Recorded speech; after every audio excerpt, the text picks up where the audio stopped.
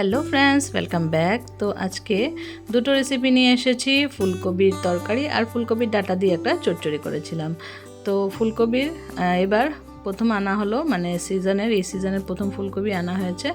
তো এবার ফুলকপি দিয়ে আমি সব কিছু বানিয়ে নিয়েছি, মানে ফুলকপির কিছু আর বাদ দিইনি। ফুলকপির পাতাটা দিয়েও রেসিপি করেছি, কিন্তু সেই রেসিপিটা আমি নেক্সট ডে শেয়ার করব। আজকে ফুলকপির ডাঁটার রেসিপিটা শেয়ার করছি।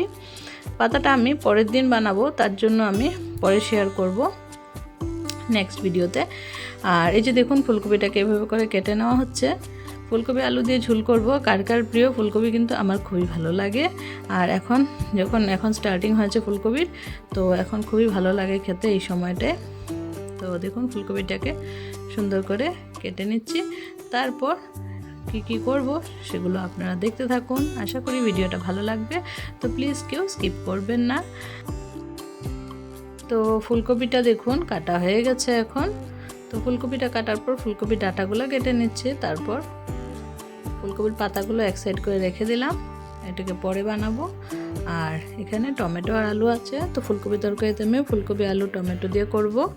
তো আলু কাটা হয়ে গেছে, এখন টমেটোটাও কাটা হয়ে যাবে টুকরো টুকরো করে। তো সব কিছু কেটে ধুয়ে নিয়ে এসেছি দেখুন।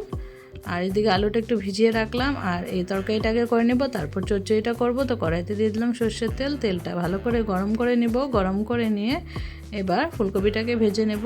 তো কড়াইয়ের মধ্যে সামান্য একটু নুন আর হলুদ দিয়ে দিচ্ছি, দিয়ে এবার ফুলকপিগুলো দিয়ে দেব। তেলের মধ্যে হলুদ আর নুনটা দিলে সবগুলো ফুলকপিতে সমানভাবে কালারটা হবে, তো বেশ ভালো হবে।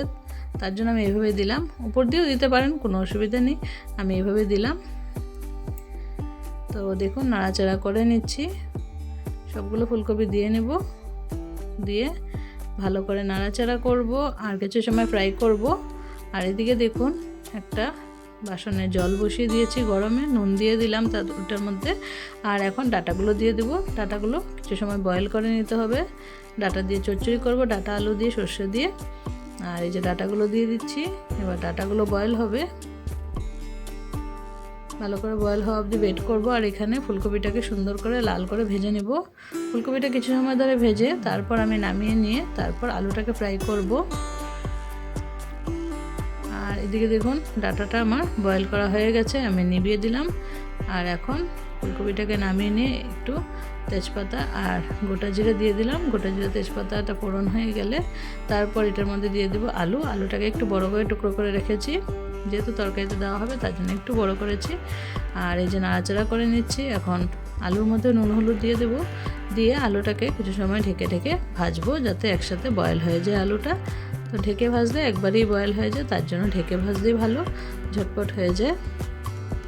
তো দেখুন, নুন আর হলুদ দিয়ে দিলাম। আর তারপর কিছুটা যতটুকু বাকি থাকবে সিদ্ধ হওয়া আলু, ততটা ঝোলের মধ্যে হয়ে যাবে। তো নুন হলুদ দিয়ে আলুটাকে সুন্দর করে ফ্রাই করে নিচ্ছি।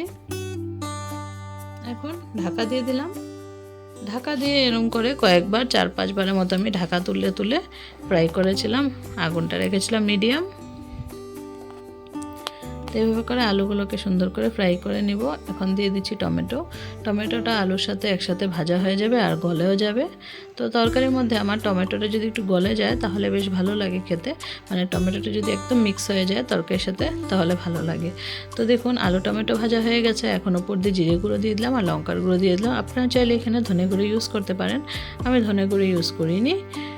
জিরা আর লঙ্কার গুঁড়ো দিলাম।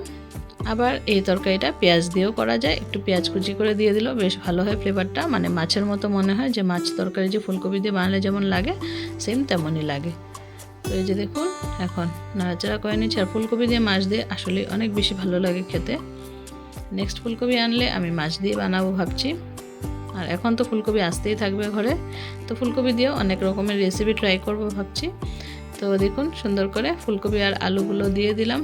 আলু তো আগেই দেওয়া ছিল, ফুলকপিটা এখন দিয়ে দিলাম। দিয়ে সুন্দর করে একটু নাড়াচাড়া করে নিয়ে এবার গ্রেভির জন্য জল দিয়ে দিচ্ছি। তো ঝোল আমি আরেকটু রাখবো, কারণ আলুতে টেনে নেবে, তার জন্য আরেকটু ঝোল দেব। তো আরেকটু ঝোল দেওয়ার পর এখানে আমি এখন গরম মশলার গুঁড়ো দিয়ে দেব। কিছু সময় পর গরম মশলা গুঁড়োটা দিয়েছি। এখন ভালো করে ফুটে গেলে তরকারিটা আমাদের একদম রেডি। তো কিছু সময় ফুটিয়ে নেব।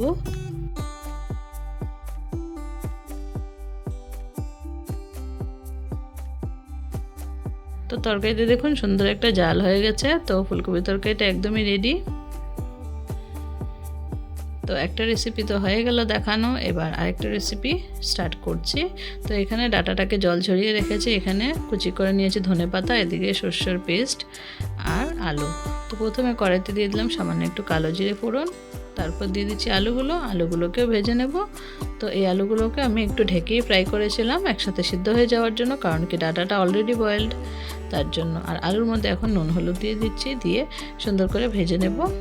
তো ঢেকেই ভেজে নেব, কারণ আমি ডাটার সাথে তো আর বয়েল করিনি, তো ডাটাগুলো বয়েল হয়ে আছে।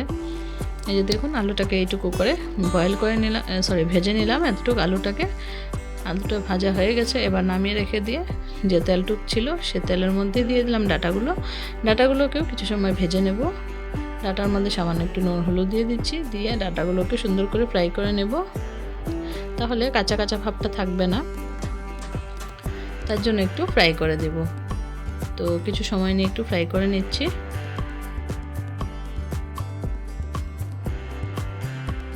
তো কিছু সময় ফ্রাই করার পর ডাটাগুলো ভাজা হয়ে গেছে, এখন ওপর দিয়ে আলু দিয়ে দিলাম।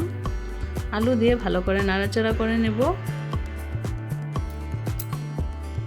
ভালো করে ডাটা আর আলু একসাথে মিশিয়ে নিলাম। এখন দিয়ে দেবো ওপর দিয়ে সরষে বাটা দেওয়ার পর আমি একটু জল দিয়ে দিচ্ছি। আপনারা চাইলে সরষে বেটে দিতে পারেন, আবার গুঁড়ো শস্যটাও দিতে পারেন। গুঁড়ো শস্যটা একটু কিছু সময় ভিজিয়ে রাখলে তেতো লাগে না। গুঁড়ো শস্যটা আনার পর সানরাইজের গুঁড়ো শস্যটা আমি ব্যবহার করি, বেশ ভালো লাগে এই শস্যটা। এটার মধ্যে আমি একটু নুন হলুদ দিয়ে কিছু সময় ভিজিয়ে রাখি, একটু কাঁচা লঙ্কাও কেটে রেখে দিই। তো কিছু সময় ভিজিয়ে রাখলে আর তেতো ভাবটা থাকে না। তো তারপর দেখুন নাড়াচাড়া করে নিলাম, ঢাকাটা খুলে একটু সময় ঢেকে দিয়েছিলাম। তারপর দেখুন একটু গামাখা থাকবে চচ্চড়িটা, তখনই ভালো লাগবে খেতে। তো আমি একটু কিছু সময় কুক করব যাতে ভিতরে ফ্লেভারটা ঢুকে যায়। দেখুন উপর দিয়ে দিলাম ধনেপাতা কুচি, আর কিছু সময় একটু নাড়াচাড়া করে নিয়ে তারপরে নামিয়ে নেব। তো দুটো রেসিপি আমার রেডি হয়ে গেছে প্রায়। তো কেমন লাগলো আজকের ভিডিওটা? যদি ভালো লেগে থাকে তাহলে লাইক কমেন্ট শেয়ার করে দিবেন। আর যারা চ্যানেলে নতুন বন্ধু আছেন প্লিজ চ্যানেলটাকে সাবস্ক্রাইব করে বেল আইকনটা প্রেস করে রাখবেন। আর সবাই প্লিজ হাইপটা করে দেবেন। তো দেখুন চচ্চড়িটাও একবারে রেডি হয়ে গেছে। তো দুপুরের লাঞ্চ মেনু একদম রেডি। আর ফুলকপির পাতা বাটাটা আমি নেক্সট দিন দেখাবো। তো এই যে দেখুন দুটো রেসিপি রেডি, নামিয়ে নিলাম। গরম গরম ভাতের সাথে খুব ভালো লাগে। আমার কিন্তু চচ্চড়ি বেশ ভালো লাগে, ডাটার চচ্চড়ি।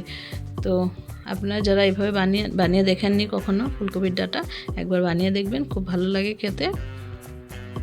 আমাদের ঘরে তো সবারই ভালো লাগে, খালি আমার মেয়ে খায় না, তো ওর একটু সর্ষের জিনিস কমই খায়ও।